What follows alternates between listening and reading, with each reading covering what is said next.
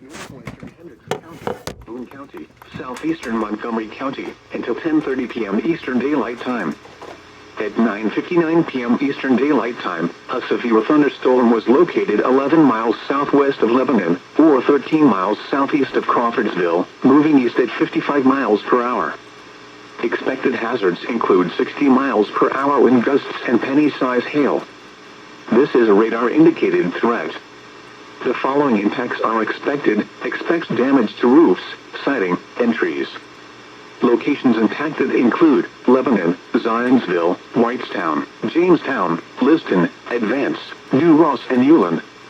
This includes the following highways: Interstate 65 between mile markers 129 and 142. Interstate 74 between mile markers 42 and 58. For your protection, move to an interior room on the lowest floor of a building.